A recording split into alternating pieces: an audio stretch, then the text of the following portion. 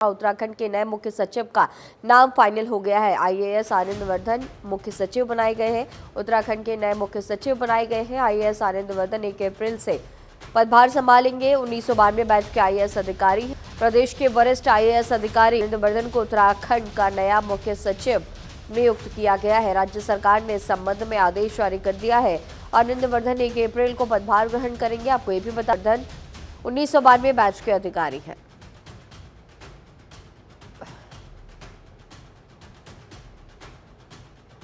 तो आईएएस आनंद वर्धन मुख्य सचिव बनाए गए हैं। उत्तराखंड के नए मुख्य सचिव का नाम फाइनल हुआ है। 1 अप्रैल से अपनी जिम्मेदारी संभालते हुए आईएएस आनंद वर्धन नजर आएंगे। 1992 बैच के आईएएस अधिकारी हैं।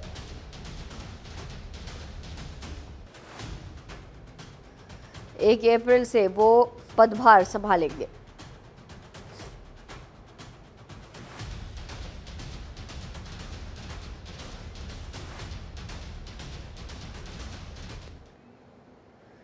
चलिए आगे बढ़ेंगे, जहां केदारनाथ मंदिर में मोबाइल और कैमरे पर प्रतिबंध लगाया जा रहा है। 30 मीटर के दायरे में मोबाइल और कैमरे पर प्रतिबंध लगाया गया।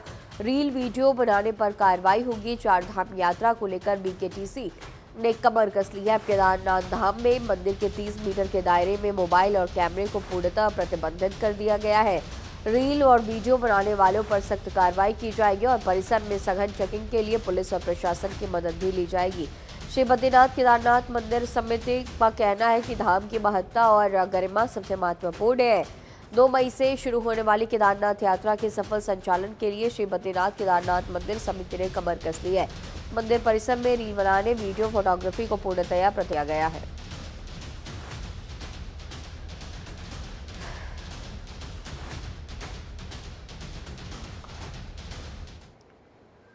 चलिए आगे बढ़ेंगे, जहां बद्रीनाथ और केदारनाथ धाम में पॉलिथीन का इस्तेमाल नहीं किया जा सकेगा। यात्रियों को जूट और कपड़े के बैग में प्रसाद मिलेगा। बद्रीनाथ और केदारनाथ धाम में अब पॉलिथीन नहीं चलेगी, इसके बजाय जूट और कपड़े के बैग मिलेंगे। दोनों धामों का प्रसाद भी इन्हीं बैग में मिलेगा। बद्रीनाथ केदारनाथ मंदिर समिति ने इन बैग के निर्माण के लिए देहरादून में प्रशिक्षण कार्यक्रम में शुरू किया है। बीकेटीसी के अधिशासी अभियंता ने प्रशिक्षण कार्यशाला का निरीक्षण किया। उन्होंने कहा कि बद्रीनाथ और केदारनाथ धाम में प्रसाद के लिए जूट और कपड़े की थैलियों को प्रोत्साहित किए जाने से तीर्थयात्री और आमजन पॉलिथीन में प्रसाद बैग का प्रयोग नहीं करेंगे, जिससे हिमालयी पर्यावरण का संरक्षण हो सकेगा। तब बद्रीनाथ केदारनाथ धाम में पॉलिथीन का इस्तेमाल नहीं होगा। जूट और कपड़े के बैग में प्रसाद वितरित किया जाएगा। यात्रियों को जूट और कपड़े के बैग में ही प्रसाद मिलेगा। तो ये इसे लेकर के पर्यावरण संरक्षण को लेकर के उत्तराखंड सरकार की ये बड़ी पहल।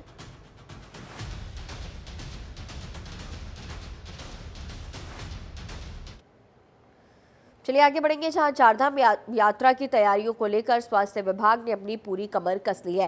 विभागीय मंत्री धन सिंह रावत ने जानकारी देते हुए बताया कि चारधाम यात्रा के मद्देनजर तैयारियां जोरों शोरों पर है। उन्होंने ये भी बताया कि मुख्यमंत्री भी चारधाम यात्रा की समीक्षा बैठक कर चुके हैं। वहीं उनके द्वारा भी चारधाम यात्रा को लेकर 2 बैठक की गई है। यात्रा रूट पर डॉक्टरों की तैनाती और स्वास्थ्य व्यवस्थाओं को और बेहतर बनाने की दिशा में जरूरी कार्य किए जा रहे हैं। स्वास्थ्य मंत्री ने कहा कि सरकार की पूरी कोशिश है कि चारधाम यात्रा में आने वाले श्रद्धालुओं के स्वास्थ्य के प्रति विशेष ध्यान दिया जा रहा है।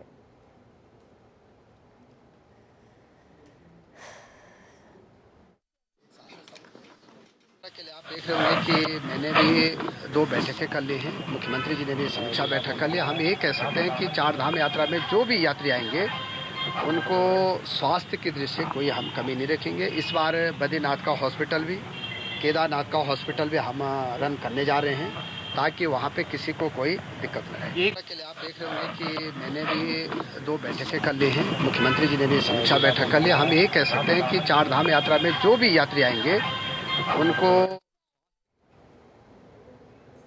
अब चलिए आगे बढ़ते हैं, जहां उत्तरकाशी जनपद में चारधाम यात्रा की तैयारियां जोरों शोरों पर चल रही है। गंगोत्री धाम में इस बार ग्लेशियर आने से पानी लाइन क्षतिग्रस्त हुई है। पिछली आपदा से हुए स्नान घाट, पीने का पानी, सीवर लाइन, गंगा घाट पर चेंजिंग रूम क्षतिग्रस्त को लेकर 5 मंदिर समिति चिंतित नजर आ रहे हैं। ग्रीष्मकालीन यात्रा शुरू होने से 1 महीने का समय बचा हुआ है। वहीं तैयारियों और विभिन्न व्यवस्थाओं के संबंधों में लगातार बैठकों का दौर चल रहा है। अधिकारियों को यात्रा को लेकर जरूरी दिशा निर्देश दिए जा रहे हैं। जिलाधिकारी ने चारधाम यात्रा के सुव्यवस्थित और सुचारू संचालन के लिए सभी लोगों से सहयोग करने का आग्रह किया। तो अधिकारियों को इसे लेकर के जरूरी दिशा निर्देश दिए गए हैं। 30 अप्रैल से चारधाम यात्रा शुरू हो रही है, तो इसे लेकर के तमाम तैयारियां, चारधाम यात्रा की तैयारियां जोरों शोरों पर देखी जा रही है। अधिकारियों को इसे लेकर के जरूरी दिशा निर्देश भी दिए जा रहे हैं। तो ये देखिए तैयारियों की ये पूरी तस्वीर। ग्रीष्मकालीन यात्रा शुरू होने जा रही है। 30 अप्रैल से चारधाम यात्रा शुरू हो रही है, तो अब इसे लेकर के तमाम इंतजाम किए जा रहे हैं। चारधाम यात्रा की तैयारियां जोरों शोरों पर देखी जा रही है।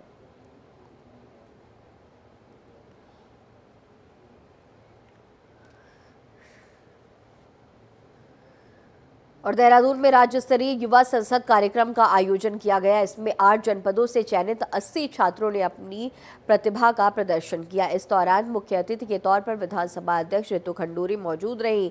विधानसभा अध्यक्ष ऋतु खंडूरी ने इस मौके पर बताया कि ये भारत सरकार के युवा कल्याण मंत्री मनसुख मांडविया की बहुत अच्छी पहल है। पूरे देश में ये कार्यक्रम किया जा रहा है और इसमें अपनी युवाओं द्वारा अपनी प्रतिभा का प्रदर्शन भी किया जा रहा है। विधानसभा अध्यक्ष ने यह भी कहा कि संविधान के 75 साल पूरे होने पर यह बहुत अच्छा आयोजन किया गया। इस आयोजन के माध्यम से 75 वर्षों में संविधान ने क्या प्रगति की है और संविधान के प्रति हमारी क्या दायित्व है, उनको भी युवा अच्छी तरह से समझ रहे हैं। युवा कल्याण मंत्री जी का, भारत सरकार आदरणीय मनसुख मांडविया जी का, कि उन्होंने एक बहुत ही सुंदर पहल की है, जहां पूरे भारतवर्ष में 18 से 25 साल के जो हमारे युवा हैं उनको इस छात्र संसद से जोड़ा गया है।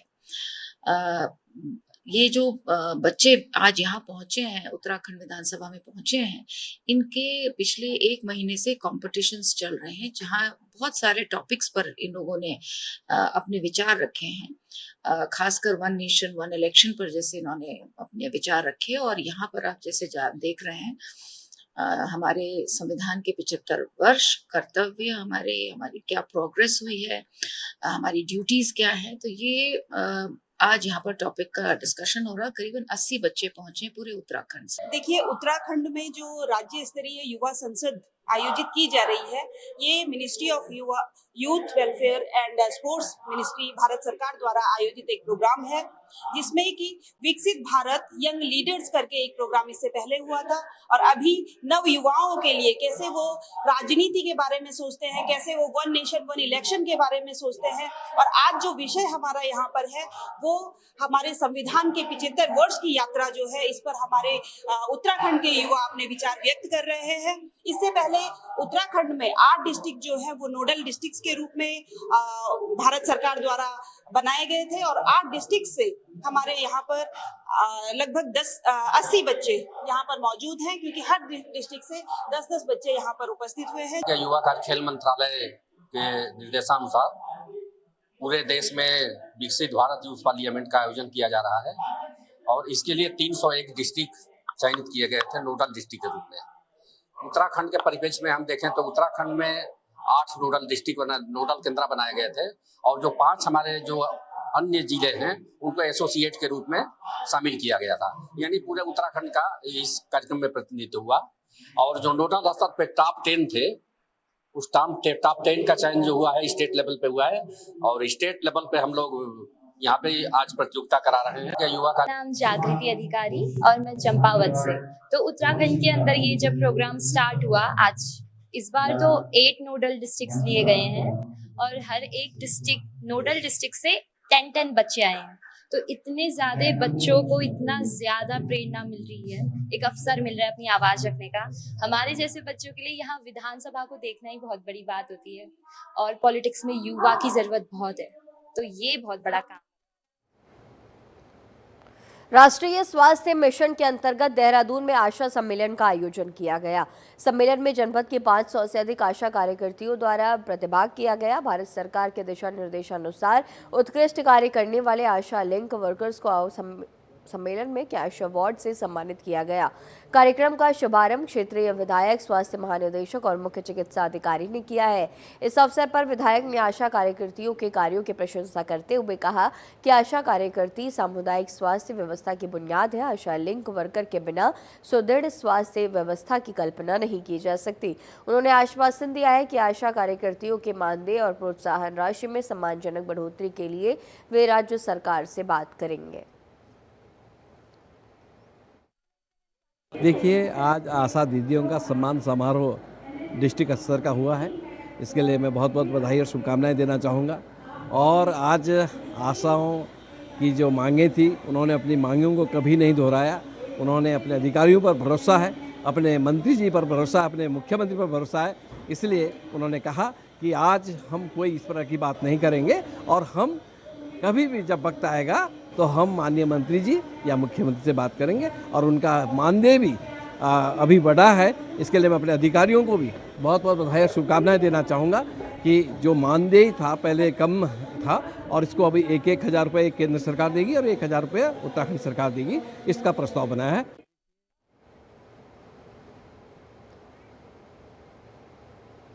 और हल्द्वानी में नए शिक्षण सत्र शुरू होने से पहले शिक्षा विभाग और जिला प्रशासन ने निजी स्कूलों के प्रबंधक और प्रधानाचार्यों के साथ बैठक की है। इसमें फीस बढ़ोतरी और किताबों को लेकर निर्देश दिए गए। इस दौरान बैठक में मुख्य शिक्षा अधिकारी और नगर मजिस्ट्रेट ने सभी निजी विद्यालयों को आरटीई की मान्यता के संबंध में आवश्यक दिशा निर्देश दिए। इसके अलावा एनसीईआरटी की किताबों के संबंध में नियमों के तहत किताबों को स्कूल में लगाए जाने के निर्देश देते हुए स्कूल फीस और बस फीस सहित बच्चों की सुरक्षा के संबंध में भी गाइडलाइन के हिसाब से आवश्यक निर्देश दिए गए हैं।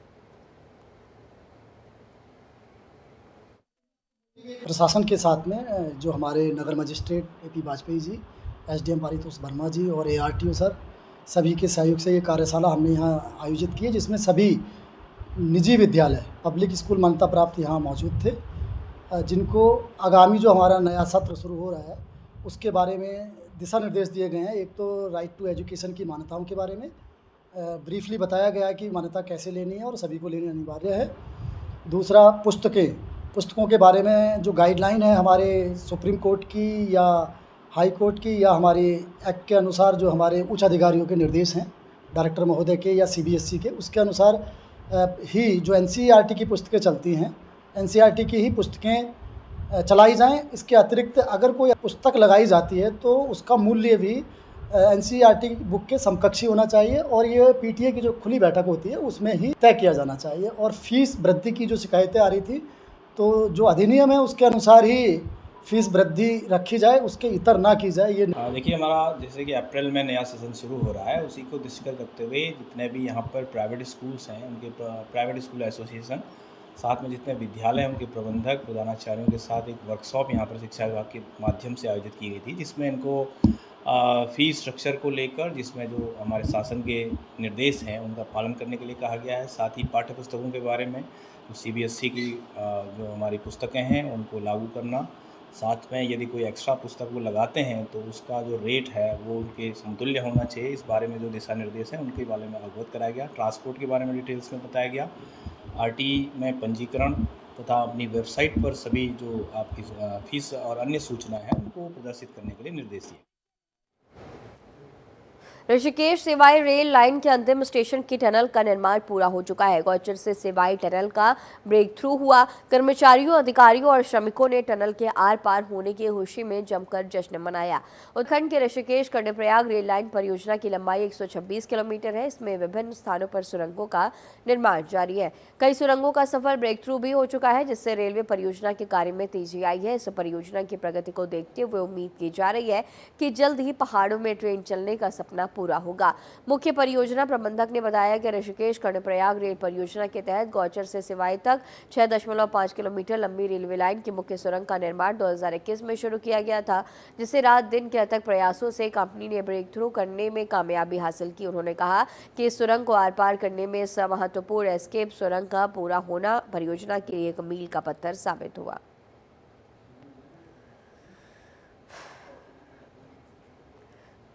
तो ऋषिकेश कर्णप्रयाग में ये रेल परियोजना का कार्यक्रम लगातार चल रहा है और इस बीच इस टनल का निर्माण और इसका सफल ब्रेक थ्रू हुआ। इसे देखते हुए कर्मचारियों ने खुशी में जश्न भी मनाया है। वॉचर से वाई टनल का ब्रेक थ्रू कराया गया है, जिसके बाद कर्मचारी बेहद खुश नजर आए। और ये देखिए जश्न की ये तस्वीर। पहाड़ों में अब ट्रेन का सपना साकार देखा जाएगा। ऋषिकेश कर्णप्रयाग रेल लाइन परियोजना में सफलता मिली है।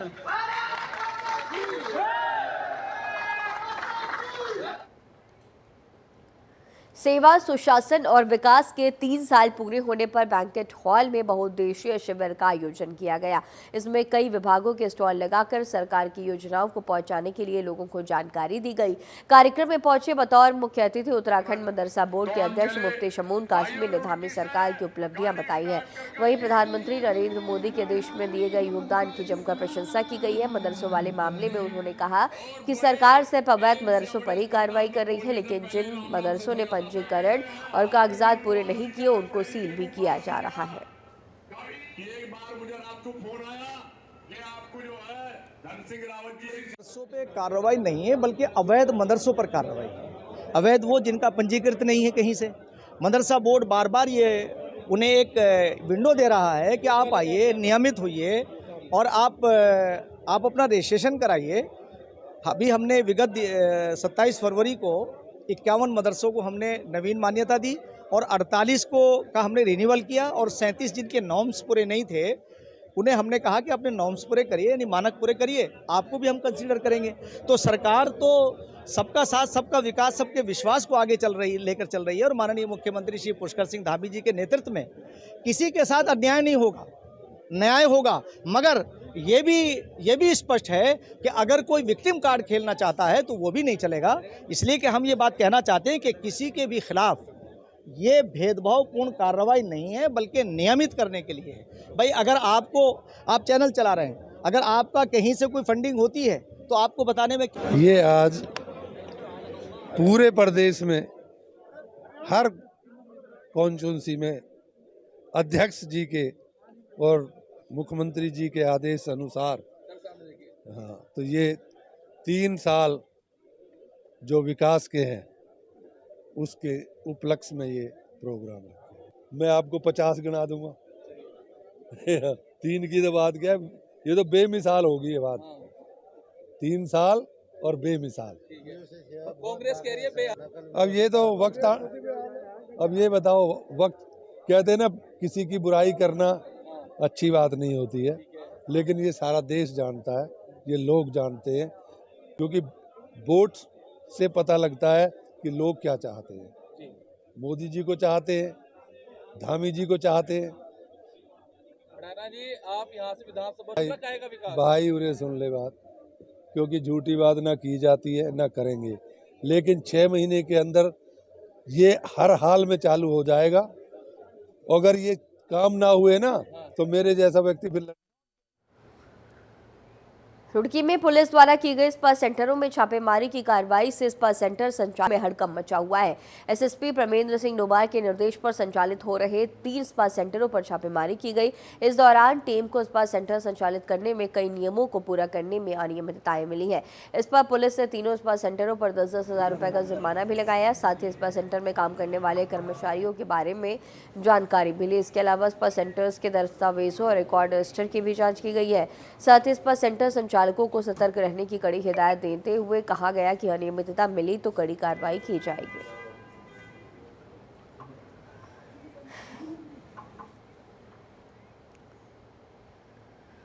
नारसन खुर्द गांव के पास सड़क किनारे खड़ी ट्रैक्टर ट्रॉली कार से टकरा गई है। इसमें ड्राइवर समेत 3 लोग गंभीर रूप से घायल हो गए। इस दौरान मौके पर लोगों की भीड़ जमा हो गई।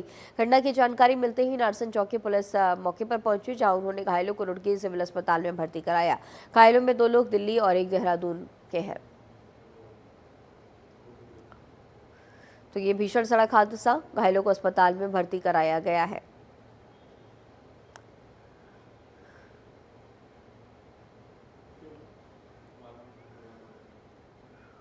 और हरिद्वार में बड़ा हादसा टला है जब गंगा के बीच बने टापू पर फंसे 10 यात्रियों को पुलिस ने सकुशल बचा लिया। अलग अलग राज्यों से आए ये यात्री अग्रसेन घाट रोडी बेलवाला क्षेत्र में गंगा का जलस्तर कम होने के कारण टापू तक पहुंच गए थे, लेकिन अचानक पानी बढ़ने से चारों ओर से घिर गए। बहाव तेज होने के कारण वे बाहर नहीं निकल सके, जिससे मौके पर अफरा तफरी मच गई और उन्होंने मदद के लिए शोर मचाना शुरू कर दिया। सूचना मिलते ही जल पुलिस टीम तुरंत हरकत में आई और मौके पर पहुंची। बोट की सहायता से सभी फंसे हुए लोगों को सुरक्षित बाहर निकाला गया है। जल पुलिस की इस त्वरित कार्रवाई के कारण बड़ा हादसा टला है। यात्रियों और स्थानीय लोगों ने पुलिस की इस तत्परता की सराहना करते हुए धन्यवाद दिया। पुलिस की मुस्तैदी और तत्परता से इन सभी की जान बच गई है। पुलिस ने स्पष्ट किया कि सावधानी न बरतने वालों के खिलाफ कार्रवाई भी की जा सकती है।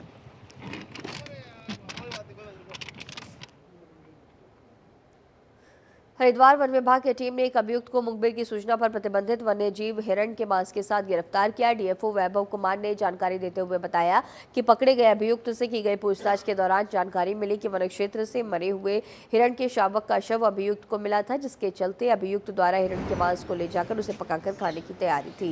लेकिन मुखबिर की सूचना पर कानपुर रेंज की टीम द्वारा दबिश देकर अभियुक्त को गिरफ्तार कर लिया गया, जिस पर वन्य जीव संरक्षण अधिनियम 1972 की धारा 2, 9, 39, 50 और 51 के अंतर्गत मुकदमा दर्ज किया गया है।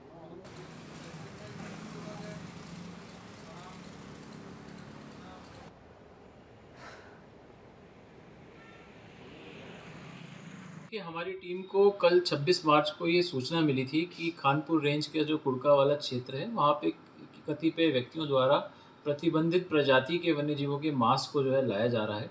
सूचना मिलने के उपरांत कानपुर रेंज की टीम द्वारा तत्काल मौके पर दबिश दी गई और मौके से जो है चीतल के मांस को बरामद किया गया।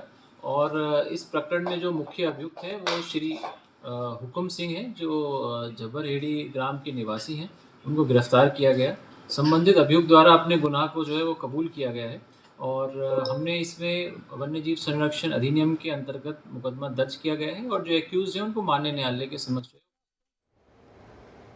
हरिद्वार के कनकल थाना क्षेत्र में निजी अस्पताल में हंगामा हो गया। मारपीट का वीडियो सोशल मीडिया पर वायरल हो रहा है।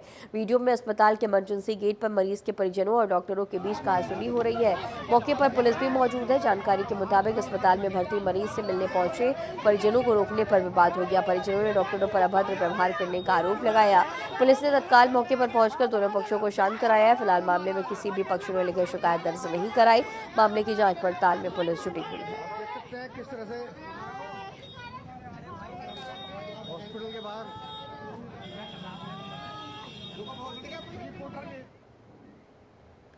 क्षेत्राधिकारी ज्वालापुर के निर्देशन में थाना बहादुराबाद पुलिस ने कस्बे में वाइन शॉप के आसपास खुले में शराब पीने और माहौल खराब करने वालों पर सख्त कार्रवाई की है। चेकिंग अभियान के दौरान 18 लोगों को पकड़ा गया, जिन पर 81 पुलिस एक्ट के तहत चालान किया गया है। इस अभियान से इलाके में हड़कंप मच गया है। पुलिस ने साफ चेतावनी दी कि सार्वजनिक स्थानों पर शराब पीने और अराजकता फैलाने वालों पर कड़ी कार्रवाई जारी रहेगी।